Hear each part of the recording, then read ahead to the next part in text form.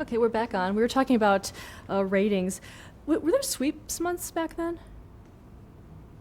Yeah, there were. But they weren't as focused as they are today in terms of competition. What do you mean? Um, Well, I'd say in the last 20 years, it's long. We're covering a 50-year time span, 56 to 2006. In the last 20 years, there really has been a direct focus on programming for the sweeps, specifically. In other words, networks hold their original programming for the sweeps. They would put any high-rated specials on during the sweeps, as opposed to years ago when there was focus on it, but not as much as there is today. what's your opinion about that, the way it is today? I think they're not as important because Nielsen provides ratings 52 weeks a year on a basically overnight basis. The reason they became important really was for the stations, the affiliates of the networks, because they were concerned about their performance. And there's three base: November, February, and May, and how it affected their adjacencies that they were selling locally of the network shows together with their local news ratings. That's why it became so important. In those early years when you first started, did you know who was programming the network at the time? Did I have a program? No, do you know who was programming the network? When I first started, I believe it was Dan Melnick. And he was succeeded by Tom Moore, who was succeeded by Len Goldberg,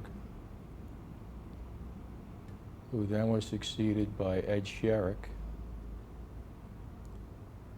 and following Ed Sherrick, I think it was Marty Starger.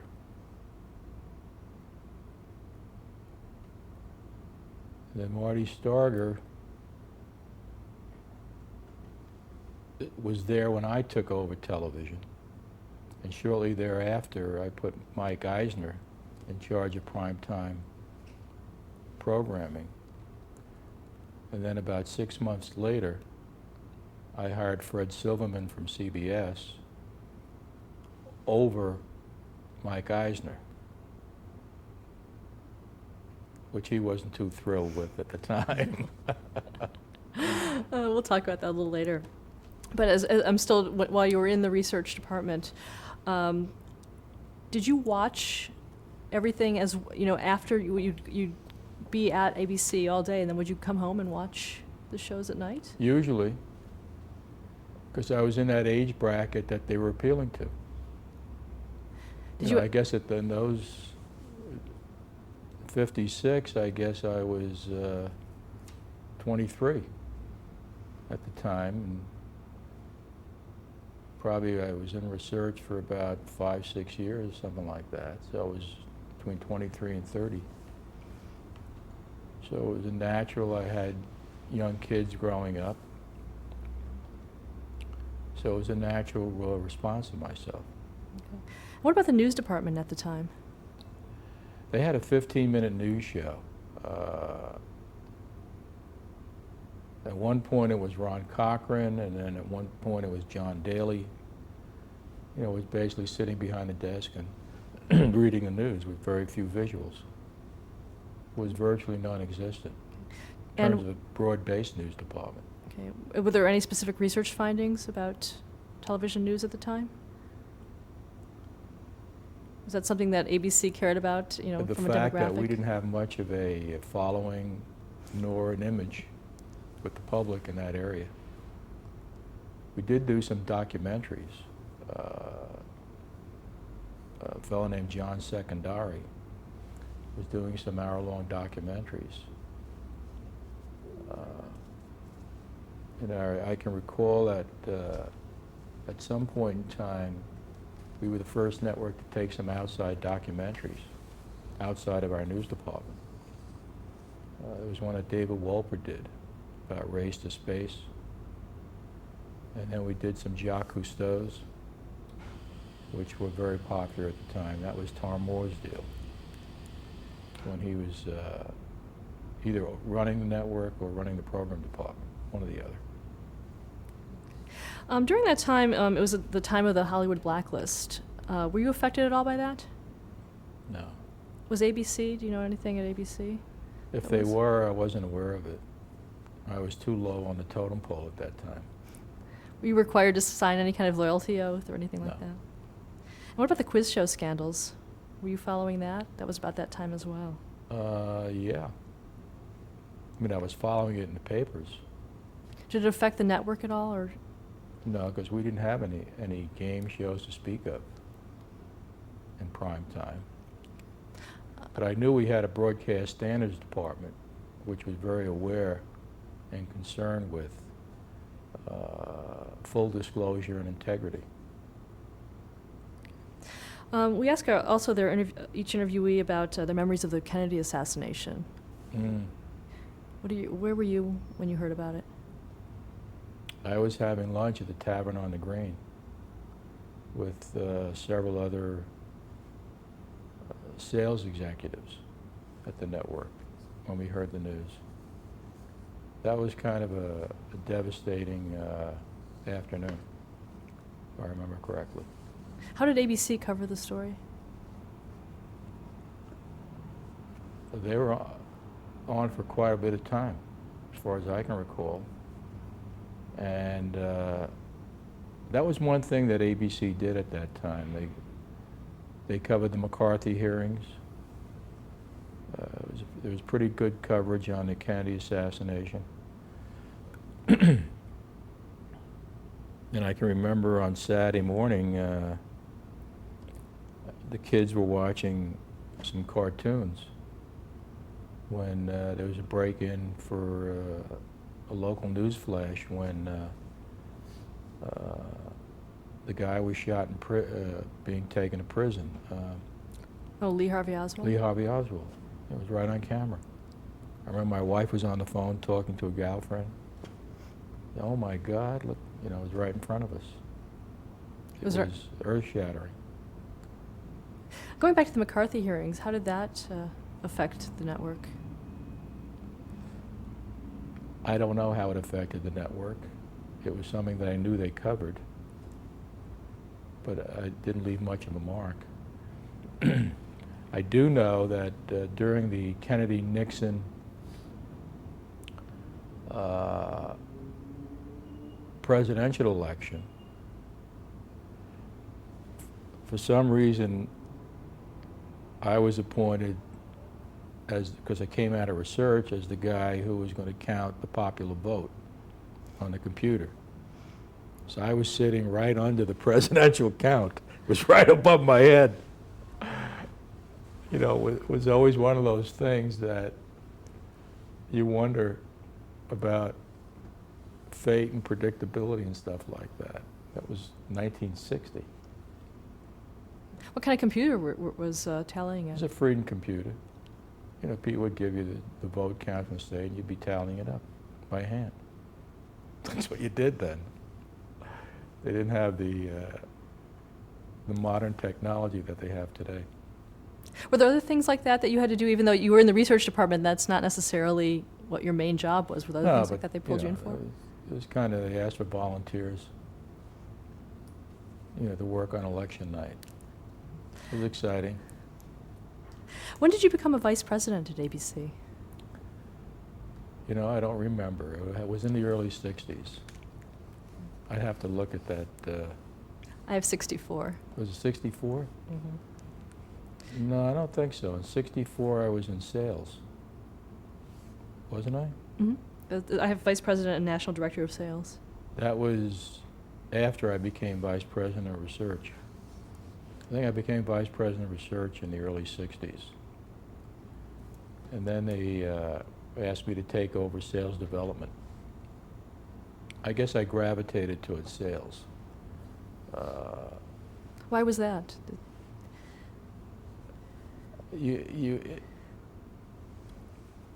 You communicated with people. gave you an ability to verbally talk about your programs, your network, things like that. I was infatuated with the fact that the business had changed from program sponsorships to participations by advertisers in the early 60s. And you were basically beginning to break down the 60-second commercial advertising unit into piggybacks. You know, started with 2 30s back to back from the same advertiser, and eventually evolved into actually selling 30-second spots alone to an advertiser. So you were selling participations in many different shows, as opposed to full sponsorship of a half hour or alternate week sponsorship of a half hour. Who were among the big advertisers at ABC at that time? They were everybody, all the big packaged goods advertisers, Procter & Gamble, Colgate, Lever Brothers, Kaiser was one of the big hard goods advertisers. Ford Motor Company was a major advertiser. As a matter of fact, Ford Motor Company broke ground in the early 60s when they fully sponsored Bridge on the River Kwai. It was a major motion picture on a Sunday night. They had the entire show. They were the first ones to do that at that time. And there was a whole slew of advertisers, a lot of drug companies, American Home Products, Bristol Myers. There were a lot of tobacco companies at that time in the 60s. R.J. Reynolds, Brown and Williamson, American Tobacco Company, Philip Morris, although Philip Morris was primarily a CBS sponsor. We had the other three. now, did you have to deal directly with these clients? Yeah, you dealt directly with the clients or their agencies. In those days, it was primarily with the agencies on behalf of the clients. Did they still want input into the programming that was developed? No, that changed. That really changed. The only client that maintained real influence with programming was General Foods, and that was on CBS. You know, they had the Andy Griffith Show, Gomer Pyle, Danny Thomas, so they control those shows. The amount of influence, that was one of the things Leonard Goldenson suggested. Actually, suggested is the wrong term. Insisted upon that ABC control its own schedule, which really led to participation advertising sales rather than program sponsorships. So the advertisers didn't have that much control over your programming. Same is true in daytime. A lot of the soap operas were controlled by Procter & Gamble. ABC, which did not have much of a daytime schedule to start with in the 60s, there wasn't any advertiser influence over the schedule. And what about the affiliates? How did you deal with them? Well, the affiliates were a big factor, you know, particularly for ABC, because we were the third guy out of the box. And that was one of the weaknesses ABC had in terms of maintaining audience momentum, was a lack of strong affiliates in a lot of markets. We may have had an affiliate, but it was probably the weakest affiliate in the market in terms of performance and in terms of news imagery in the markets. That's one of the things that when I took over, that was one of our main objectives, to build our station lineup, increase it, and improve the type of affiliate that we had, which would enhance our program performance immensely, which we'll get to, I guess, when we get into the 70s. Yeah, which is coming soon. Talk a little bit about Leonard Goldenson. When was the first time that you met him? I met Leonard very early on in my career. I mean, there were no hierarchical conditions at ABC. I mean, he was always very available to everybody. He was like your grandfather, so to speak. Leonard was always came out of the theater business. So his background was every Monday he would call to find out the theatrical admissions for the previous weekend. And I guess when he saw the future of television and he arranged for the purchase of ABC in, I guess, the latter part of 1953, when he merged Paramount Theaters with ABC,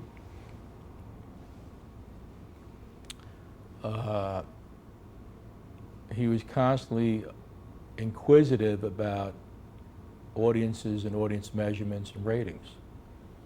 And since I was readily available on the telephone, first time I met him was on the telephone. You know, I have a young pup starting out in the research department, and the call comes from Leonard Goldenson, the chairman of the company, asking about not overnight ratings, what the ratings were at that time. That's how I met him. Do you think that was unusual that he was so hands-on with that kind of a thing? To me, it wasn't, because that's the way it was from the time I started at ABC until the time I left ABC. You know, you can't change the spots, you know, in terms of somebody's habits. What do you think his vision was for the network? Well, he always felt and thought younger. He always thought that if you went after the younger audience, the larger families, and you got them when they were younger, they would stay with you.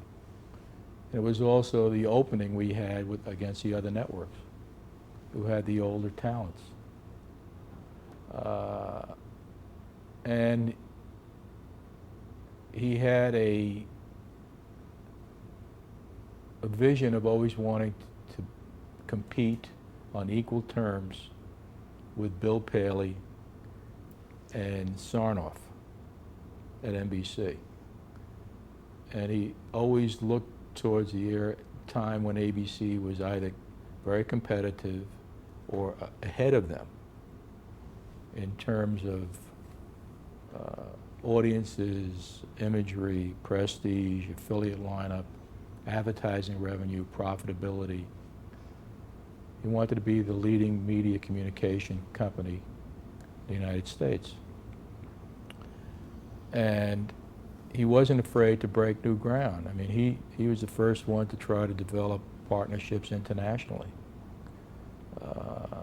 In Central America and South America, they really never happened, developed properly because of nationalistic reasons in those particular countries.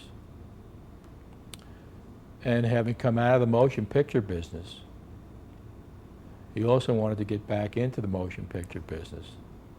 So ABC had made several entries into the starts in the motion picture business. And they turned out some pretty good movies. But the motion picture business, you really have to have deep pockets and a lot of patience and a lot of fortitude.